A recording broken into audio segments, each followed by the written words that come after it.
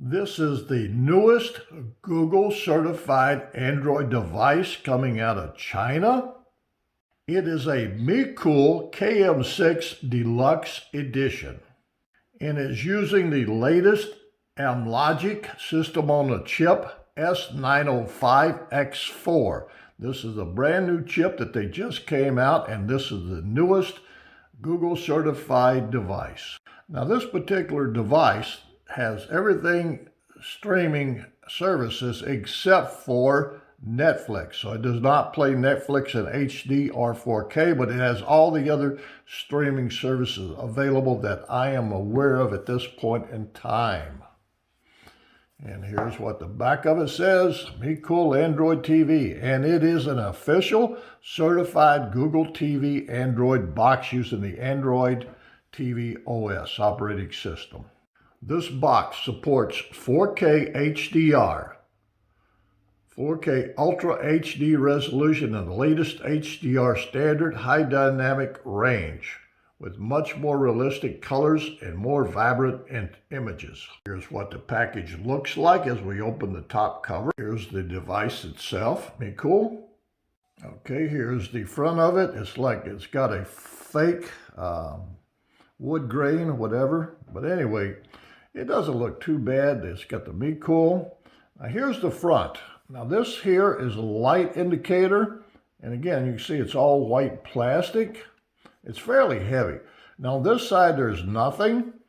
On this side, you have an AV port, an audio video port for that older TV sets that you have. This is a gigabit Ethernet port, HDMI 2.0. I'm not sure if it's 2.0 or 2.1. And that is a fiber optic cable for audio, and there's your power input. And on this side, you have a USB 2 port, a USB 3 port, and a TF port, which is a micro SD card slot. And again, there's the front, and here's the bottom of it. It's got a lot of ventilation holes. So this is fairly heavy, kind of thin. You can see the side of it, the profile. So yeah, we'll go ahead and take a look at the rest of the items that's in the box. We have a user manual. There's accessories. And here's some information about Google Assistant, system setting functions. So just a little bit of information, firmware update instructions, a little bit about the remote and how to connect it to the TV. There's some more information as we go through the manual, but we really don't need them. The next thing we have is a Bluetooth remote, and actually it's a combination IR, infrared, and Bluetooth. So it supports YouTube, Prime Video, and Google Play. Now again, this is a Bluetooth IR combination remote. It is a very nice remote. I've probably got a half a dozen or a dozen of them that I got with different boxes. So very nice remote.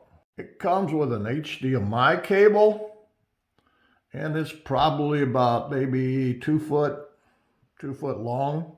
So I'm guessing that it's a 2 foot HDMI cable. Here's a power adapter, pretty much standard for all of them. It's a 5 volt, 2 amp power supply, and that's what the connector end looks like. So that's the power supply. That's all that's in the box.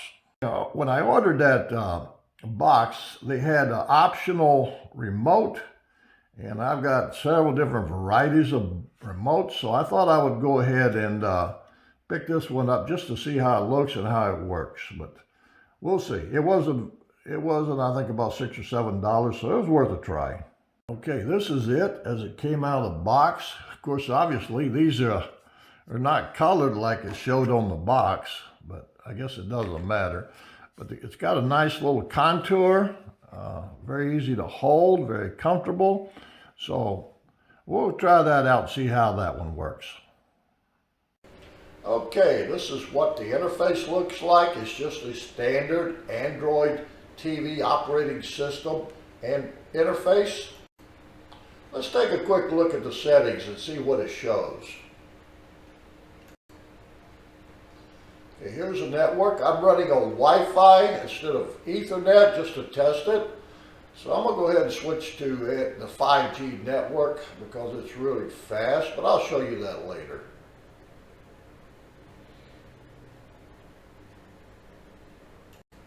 Let's take a look at the device preferences.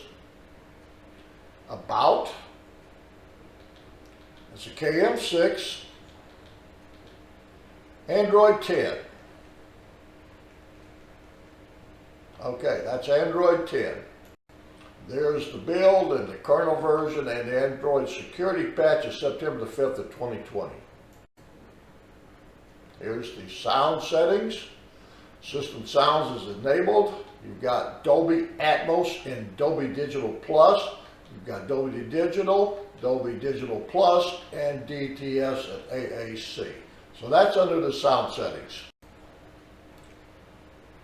Storage, you've got 64 gigabit of storage.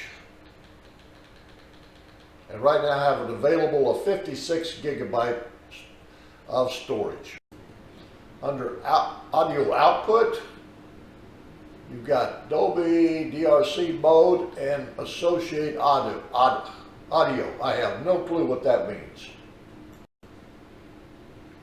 Power key definition, suspend, shut down. We'll leave it at suspend.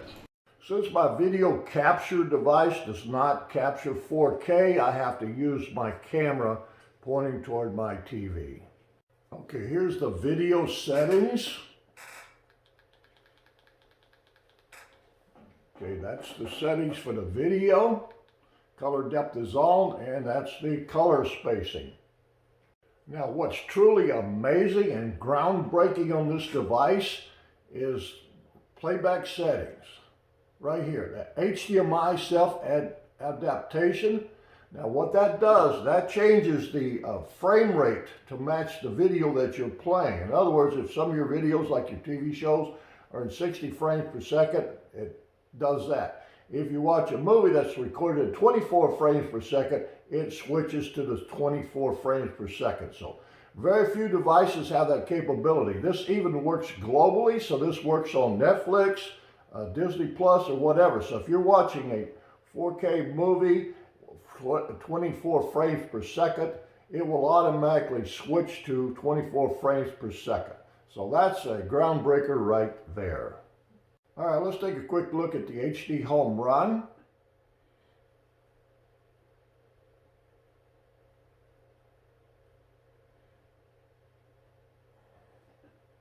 The thing that I want to show here insurance, healthcare savings accounts, and private pay. Is that I'm playing in, I'm using a channel where we pride ourselves that's in providing extraordinary services using the ATSC 3.0, which allows in the future it will play 4K. So that's what this is all about here, and it does have audio. So this is one of the few devices that has that capability.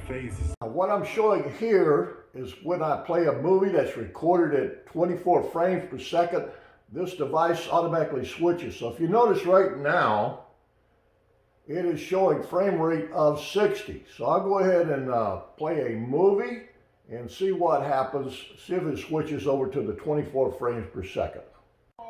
Okay, while I'm watching a TV show from over the air, it is showing a 60 frame rate of 60 hertz right there.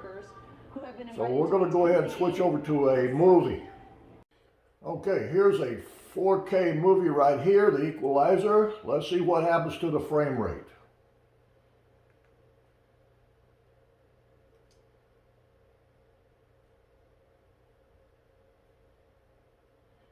Okay, it's switching right here.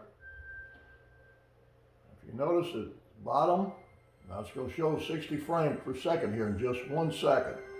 There it is, 64 frames per second. So this automatically switches the frame rate. Okay, I went back to the main screen and it flipped back to 60 frames per second. All right, let's see what Netflix does.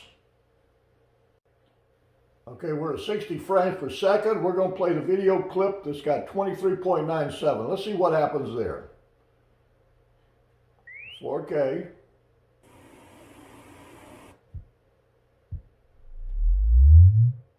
And it's playing with Dolby Digital Plus audio.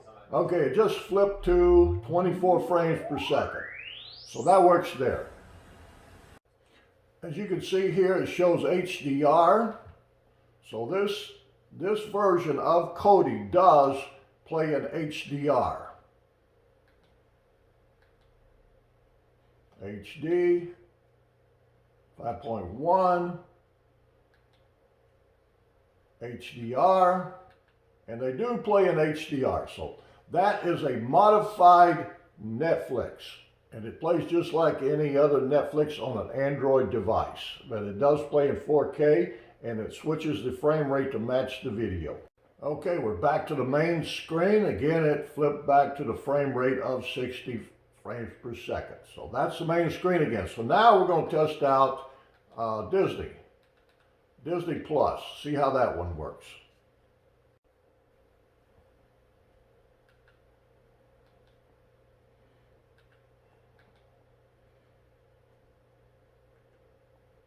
Let's see if it switches the frame rate.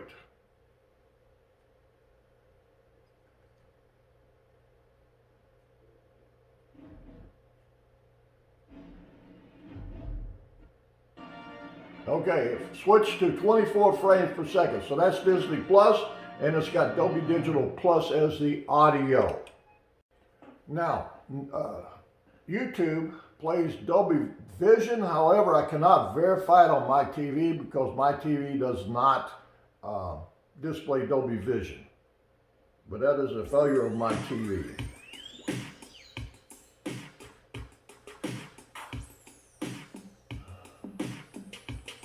Okay, again, now that's frame rate, 60 frame rate, 24 or 34.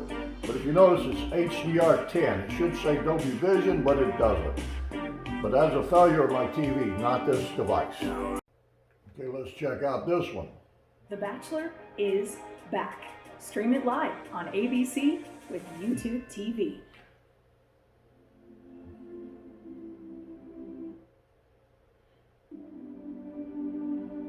Okay, switching frame rate.